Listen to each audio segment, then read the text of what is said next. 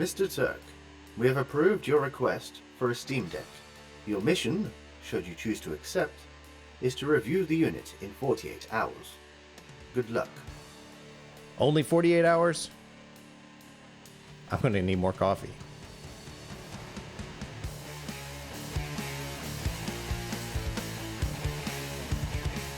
All right, let's not waste any time and get straight to the review. Now, the Steam Deck has been launched since February of 22, but unless you were one of the lucky ones that pre-ordered your deck back in last July of 2021, you're probably like me and you're still waiting to get that email from Valve to add your deck to your cart. Now, my buddy Vade was actually able to get his hands on a 64 gig variant, and that's what we've got here. It does have an aftermarket screen protector on here, as well as some of these thumb trackpad sticker thingies.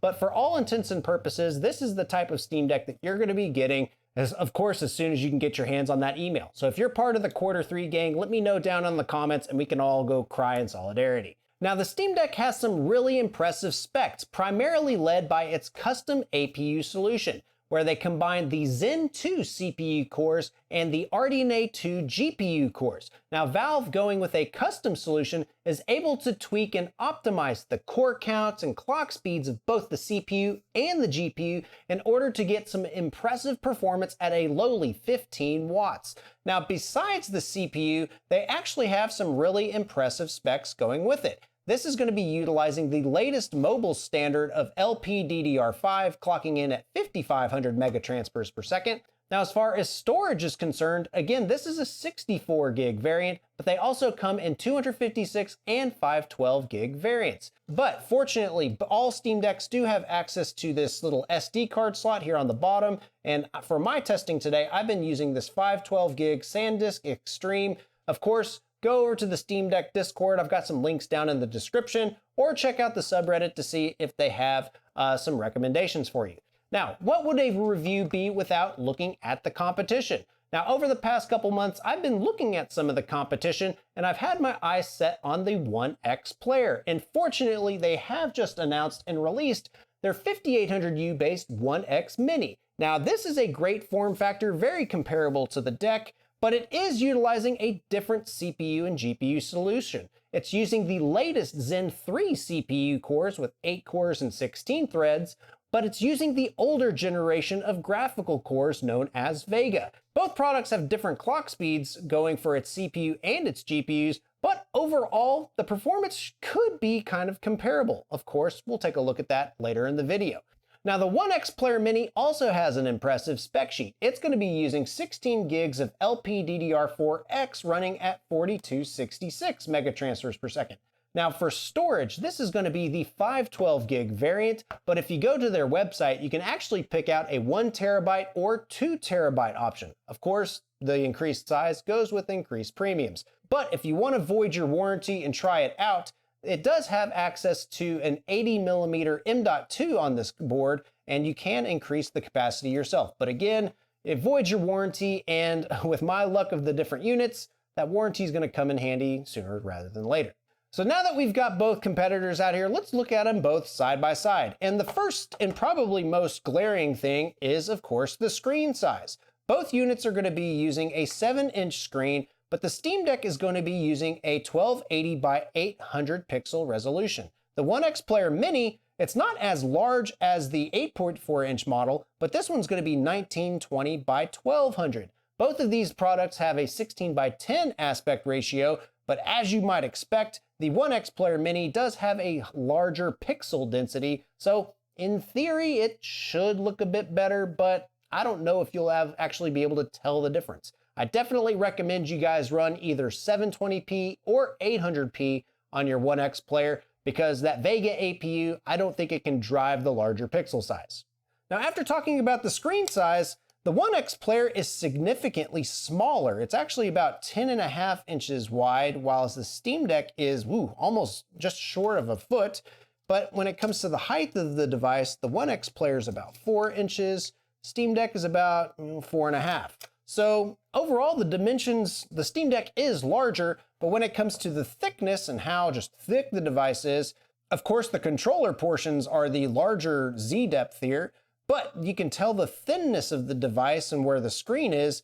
The Steam Deck is significantly slimmer than the One X Player, and that actually factors into the weight of the device.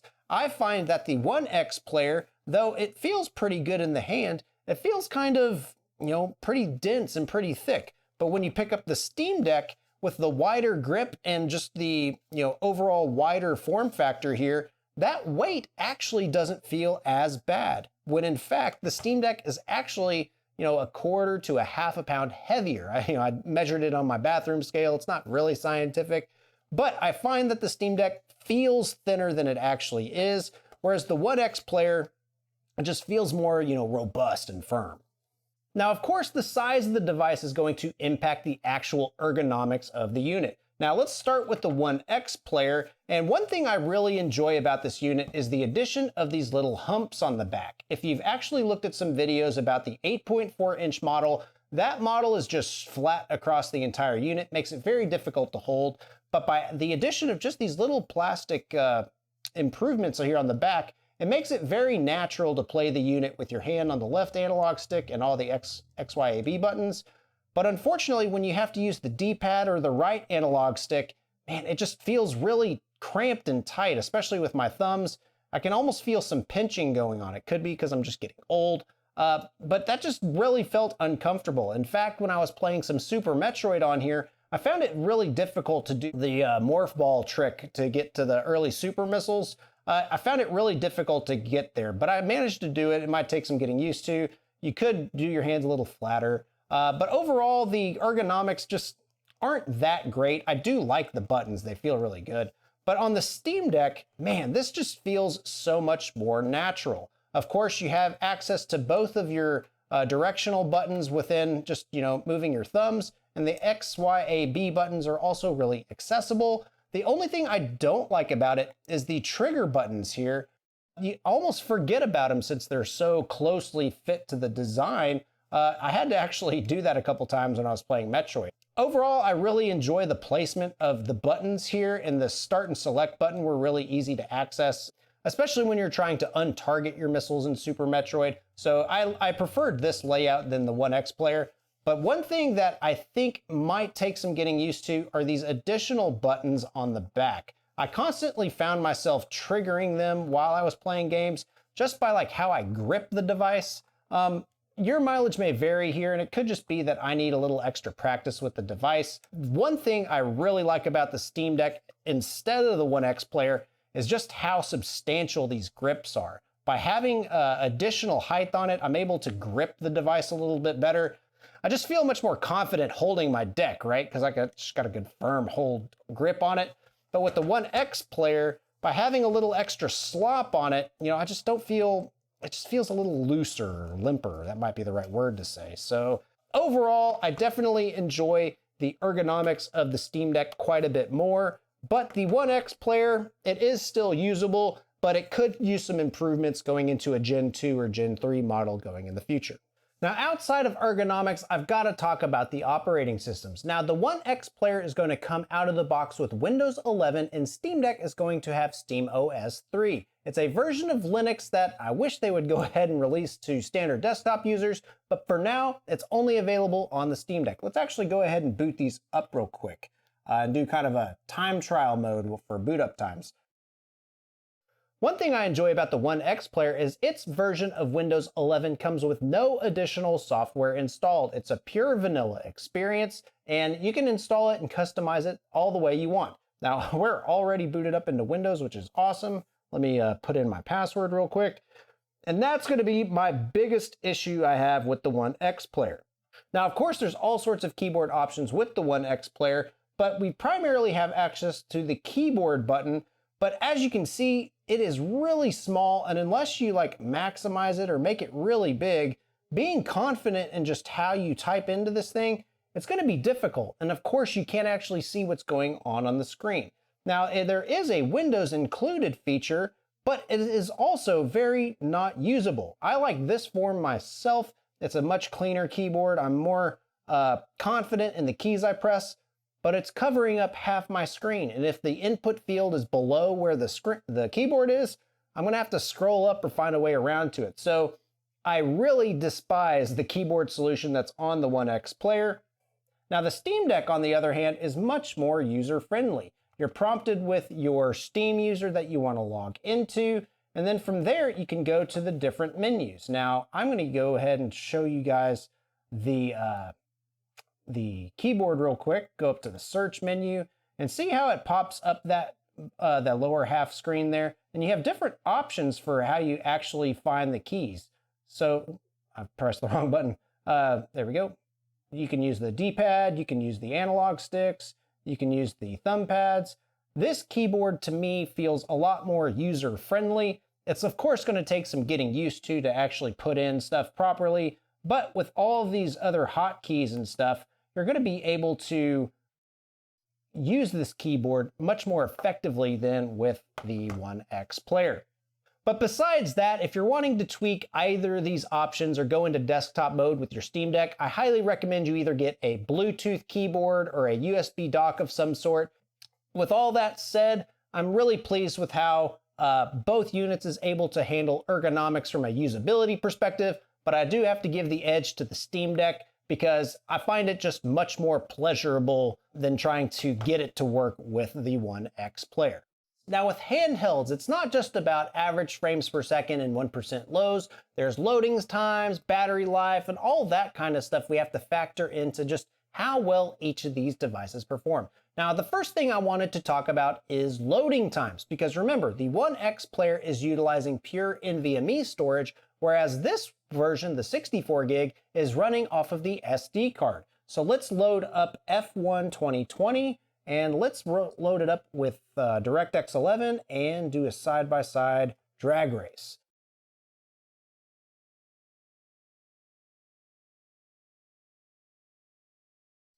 Now that is a huge win for the OneXPlayer, but to be honest guys, when it comes to actual gaming in the real use case, I found it to be very comparable between the OneXPlayer as well as the Steam Deck. But I would still recommend y'all picking up the 512 or 256 gig versions of the Steam Deck, just because for games that you're going to be using on the regular and you don't want to, have to make sure you've got the right SD card, it's best to have the larger drive and just have that as a dependable storage device. But I've got to hand it to Valve here. They actually did a really good job of compromising disk storage as well as the cost of the unit by utilizing the SD cards. Now, the moment of truth and what I love to talk about here on the channel is talking about the frames per second of the device. So I went ahead and tested 12 different games at 720p and at low to medium detail settings in order to see just how well both of these devices perform. The reason I'm using 720p in my analysis here is how I have a whole bunch of other data using 720p and standard resolutions, so I can kind of compare the Steam Deck and the OneXPlayer against some of my other graphics cards like the RX 6400 that we've got here on the channel. Make sure you subscribe so you can check out that review. But I'm doing it that way just so I can have more portability with my data. So 800p data will look a little bit worse, not too much so, for both of these devices. So overall performance with the 12 different games, and the dark blue bar is going to be our OneXPlayer with the 8.4-inch screen running with the turbo mode enabled. Now this is going to be the 5700U based processor, which should be very similar to what the One X Mini we have today. Now the red bar is of course the One X Mini player, and this is going to be running at 15 watts. And of course the yellow bar is going to be the Steam Deck. Now with Assassin's Creed Valhalla, I'm actually surprised that we're able to get above 30 FPS for all the different products today, but I'm really impressed with the OneXPlayer's ability to maintain above 30 FPS with its 1% lows. Now, fortunately, the Steam Deck does get above 50 FPS here, so we should get plenty of performance across a wide variety of environments. Next up, Borderlands 3, and again, we get a pretty good performance out of both of the OneXPlayers, but the Steam Deck does manage to come out on top. Now, I'm really surprised with just how tight the performance is across the different samples here. On the other hand, though, Cyberpunk 2077 definitely loves the RDNA 2-based Steam Deck's performance. With 50 FPS here, we could easily enable FSR in order to get a 60 FPS experience with our shiny new handheld. I am a little bit disappointed though with both of the OneXPlayers only managing to get right above 30 FPS. No amount of FSR is going to get us up anywhere close to where the Steam Deck is. F1 2020 is a good example of just how well each of these devices is able to go above 60 FPS. Granted, the OneXPlayer Mini with its 5800U gets a significantly better 1% low compared to the older 5700U 8.4-inch model. The Steam Deck, however, does manage to get over 8 FPS above the OneXPlayer, which is right at about 10% or so. Next up, Far Cry 6, and we get really strong performance from all the devices here with very tight performance across the board. The Steam Deck again wins with a pretty sizable lead, but both of the One X solutions manage to get above 30 FPS, though we do have to go in favor of the OneXPlayer Mini getting 1% lows above 30. Forza Horizon 5 was an impressive performer with the initial launch reviews, and with our Steam Deck sample we're able to get 63 FPS while even running this game inside of Linux. We are able to get pretty similar performance from both of our One X players, so I would imagine with the Steam Deck we would see even better performance with Windows. Horizon Zero Dawn hammers our integrated GPUs, and man, Vega cores are just no match for this game this day and age. With the Steam Deck though, we are able to run at original detail settings at above 30 FPS, which is better than the initial launch PlayStation 4 experience. Red Dead Redemption 2 did see some oddities, and let's just talk about the performance here. The Steam Deck is able to get 50 FPS, and to be honest, is actually the preferred way to play this on a handheld device. With both of my OneXPlayer devices, I actually wasn't able to get this game to run in real full screen mode, so I had to run in a combination of window mode plus maximizing, minimizing, alt-entering in order to get it to work in a proper manner. Final stretch of the 12 games, and we've got Shadow of the Tomb Raider at low detail settings, and with the Steam Deck we are almost at 60 FPS, managing 53 FPS, and our 1% lows surpass both of our OneXPlayer Mini solutions. Now I'm really surprised to see that the OneXPlayer Mini doesn't perform as good on average FPS, but it does beat the snot out of the 1% lows of the 8.4-inch model. Total War Warhammer 2 is a really hard game to play on a handheld device, but if you're playing this in docked mode or you want to give it a whirl, the Steam Deck is going to give you the best experience. Granted, I would definitely recommend going up to either medium or high detail settings, but regardless, Steam Deck wins with the OneXPlayer Mini coming in third. Watch Dogs Legion gets another tight performance across all the different devices today, with each of them almost getting 30 FPS for their 1% lows. Wrapping us up with Wolfenstein Youngblood, we do manage to get 60 FPS with our Steam Deck, though I've got to hand it to the OneXPlayer Mini, able to get right at 58 FPS. Averaging in all of the different games today, we see the Steam Deck coming in 20% faster than both of the other handheld solutions today, which is a pretty good win, though it's not as impressive as we might have hoped. But what happens when we bump up our OneXPlayer Mini's power utilization up to 30 watts? Should we expect Steam Deck-like performance? Well, I went ahead and tested that, and sure enough, Assassin's Creed were only down by 4 FPS, and with Borderlands 3, we actually matched the same performance as the Steam Deck. Cyberpunk, unfortunately, doesn't get anywhere close to the Steam Deck's 50 FPS, but with F1 2020, we do scream straight ahead past the Steam Deck's performance. With Far Cry 6, we're only shy by 1 FPS, though we do shore up our 1% lows quite a bit. And with Forza Horizon 5, we're able to manage 67 FPS, almost getting to that elusive 1% low of 60 FPS. Horizon Zero Dawn, as I said with the 15-watt sample, man, it still hammers this older architecture, though we are able to get our 1% lows above 30 FPS. Red Dead Redemption 2, I'll echo what I said again. If I'm going to be playing this on a handheld device, I definitely want to play it on a Steam Deck. Shadow of the Tomb Raider, even with doubling our TDP, we only managed to get an additional 4 FPS improvement over our 8.4-inch model, which is nowhere close to what the Steam Deck has.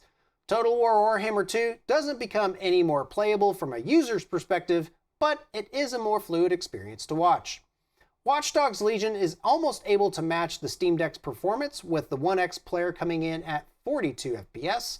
And then shockingly, Wolfenstein Youngblood screams ahead with 71 FPS, leaving the Steam Deck behind by an 11 FPS margin. Now, averaging up all of these games, we do see that the OneXPlayer Mini at 30 watts is able to almost match the performance of the Steam Deck. But keep in mind, we are doubling our TDP allotment here, so our battery life is going to go down the drain. All right, guys, we're on the home stretch, and it's time to talk about battery life. Now, I'm going to be using F1 2020 in a couple of different configurations in order to simulate what real-world heavy utilization gaming is going to look like. Now, I'm using F1 2020 here because its built-in benchmark utilizes in-engine rendering, but it also has a built-in looping feature that will loop that one benchmark over and over indefinitely. That way we can get some disk utilization in the mix as well. The first time lapse we're looking at today is stock settings for both of our different devices. Now, with the Steam Deck as it's being played, I'm noticing that with an uncapped frame rate, we do end up utilizing right around 27 watts for the entire system. And for the most part with the Steam Deck, it's a pretty consistent power draw from start to finish. Now, the OneXPlayer definitely has some quirks to it. Now, at the very beginning of the test, I do notice that the OneXPlayer is running at right around 20 watts or so. This is going to be boosting our frame rate just a little bit, but after a few different laps, we start to taper off down to the standard 15 watts for the APU. Overall, the OneXPlayer is able to go from 100% battery charge to not functioning in just about 1 hour and 43 minutes. The Steam Deck, on the other hand, goes from 100% to practically 0% charge left in just shy of 1 hour and 38 minutes. Now, that does seem like it's a loss for the Steam Deck, but keep in mind that it is running 100% of its power for the entire duration. Now, this next time lapse actually takes a lot of the pointers from the Fox's latest videos, where I'm actually going to be capping our frame rate at 60 FPS, because on both platforms, I'm able to get above 60 FPS 100% of the time. So with the Steam Deck, I'm going into the quick access menu and locking the frame rate to 60 through GameScope, and I'm also turning on VSync within the game, and surprise, surprise, our power consumption drops to right about 17 watts, which is 10 watts less than our full system usage. This in turn increases our runtime to a staggering 2 hours and 31 minutes, which is a whopping 54% improvement in battery life. With the OneXPlayer, I locked the FPS down to 60 FPS, both through the Radeon Chill driver software as well as Riva Statistics Tuner, and we do in fact see that the GPU does drop its utilization down to 70%. However, within Windows, we don't have as fine control when it comes to the CPU, and I actually continue to see that the APU consumes 15 to 20 watts of power, likely due to the CPU still continuing to boost, resulting in practically the same battery life. So factoring in the performance improvement we get from the Steam Deck compared to the OneXPlayer, by utilizing a little bit less of the horsepower in order to maintain either a 60 FPS or 30 FPS threshold, I don't see any reason why you shouldn't be able to hit between 2 and 4 hours of battery life, especially with really graphically demanding games. Of course, as long as you're keeping your expectations within reality. That's not to say that the OneXPlayer isn't good in its own right. At its default settings at 15 watts, I was able to get about an hour and 40 minutes running full bore, and we got acceptable performance above the 60 and 30 FPS thresholds in all of the different games we tested. However, we're just not able to tweak as much power out of this little device in order to extend our battery life even further. So with that, the battery life crown is gonna go to the Steam Deck as well. All right, guys, I've got to say that's the fastest review I've ever done on this channel, 48 hours from initial installation all the way to the final summary. And I've got to say that I am surprised by how well both of these products were able to perform. So let's start off with the pros and cons of the Steam Deck. Now, the pros of this device are pretty self-evident. Now, it is the best performer of all the different handhelds that are on the market these days. And that's not a dunk on the OneXPlayer, it just shows just how well and efficient the RDNA 2 solution is, at least at this resolution. And let's also keep in mind that after we're able to do some additional tweaking and turn down that performance a bit, this device is also going to have the best battery consumption of all the devices that are on the market. Well, I'll temper that back. It's at least better than the OneXPlayer Mini that features the AMD 5800U. Another pro for the Steam Deck is that its ergonomics are just by far the best that I've held. It feels really comfortable in the hand, and I didn't have really any issues outside of the trigger buttons on the back. But again, you don't have to map those to using anything, and overall it was a really pleasurable experience. And let's not forget to mention that SteamOS 3 in its current state is actually really well developed. I'm using the 3.2 update right now, and it's made a lot of progress, and with all the active development from both the community as well as the people over at Valve, I imagine SteamOS is only going to be getting better over time. And the last big pro for the Steam Deck is, of course, its price. Now, the 64 gig variant comes in at $400, and that is a steal, especially compared to the other devices that are on the market. Now, the 512 gig variant that I'm going to be getting costs, I think, right around $650, which is a bit more expensive, but still, when you compare it to the other devices on the market, it is a huge steal. Now, the cons of the device. I will admit that the device itself is significant, or feels significantly larger. In fact, if you include the bundled in packaging, that is just one massive thing to be lugging around whenever you're going out and about. And the device itself is just physically bigger. There's no way to get around that. It's rugged enough though, and I imagine if you're holding it just like that, you'll be okay. But it is in fact larger than the other devices, so. And of course, the elephant in the room is the Steam Deck's availability. A lot of us guys are just waiting for after Q3 to get our devices. And if you go over to eBay and check out the pricing, you're going to be expecting to pay between $650 and $900 for the 64 gigabyte variant that I've reviewed today. And if you're wanting to pick up that 512 gig, that's anywhere between $1,200 and $1,600. And at that point, you're coming into the same realm as some of the other 1Xs, A and Neos, and even the upcoming GPD that's going to be coming out on the market. So if you're hoping to pick up a Steam Deck today, you're going to be SOL. But if you manage to get your pre-order in and you can get yourself in the queue, it's definitely going to be worth the wait. Now let's talk about the One X, and it's pretty much the inverse of what we just talked about. With the OneXPlayer, I think the biggest benefit of this is going to be game compatibility. The Steam Deck is using SteamOS 3, which doesn't have 100% gaming compatibility, but with the OneXPlayer, we're running a native version of Windows, and as long as you're able to map things to work with the controller inputs, you're going to be able to play the games just fine. The other thing I really enjoyed about the OneXPlayer, especially the Mini, is just how high-end this feels. It's very rigid, very solid. All of the keys and the joysticks just felt really good. And to me, it feels like a premium product. Whereas with the Steam Deck, the plastic's a little bit cheaper. It feels a little flimsy. You can feel the creases in it. With the OneXPlayer, I'm not feeling any of that. And it's a good thing to have, especially with the price tag.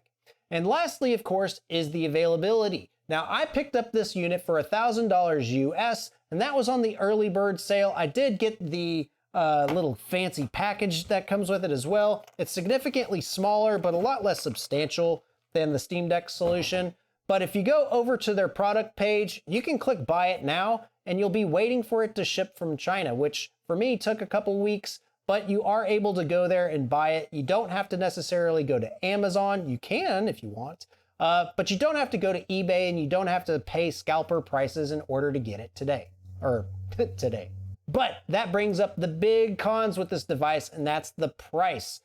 I managed to get this at $1,000. Right now, as of the recording, it's right at $1,250 for just the baseline model. If you want to go with the 1 terabyte model, I think it's an additional $100. I'll put the prices down below. But you're getting a premium product, and you're paying a premium for that privilege. And of course, it's available, so they can honestly charge whatever they want at this point, at least until Steam and Valve get their act in order when it comes to their supply line. The next big nitpick for me is just the form factor in general. Though it is a lot better than the 8.4-inch model, there's just some additional refinement I'd like to see from the OneXPlayer Mini going into a version 2, version 3. Primarily the location of the D-pad as well as the right analog stick. It's not the most comfortable, you get used to it after a while, but I hope they can kind of fine tune that a bit more, maybe make the back end a little more substantial for the grips, just so it's a little more comfortable to hold. And then of course, I really wish they included the turbo button on this device, because as I was testing at 30 watts, the fan speed sure was really loud in order to keep the temperatures cool, but the device was able to manage it and actually run pretty well. And I think that would have been better than adjusting the fan speed down here in the bottom. So that's my major cons with the OneXPlayer.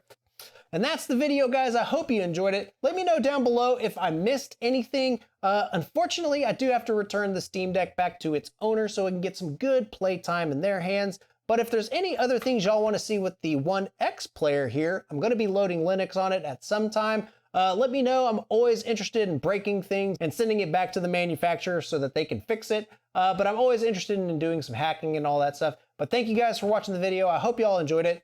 Take care, Turk Force.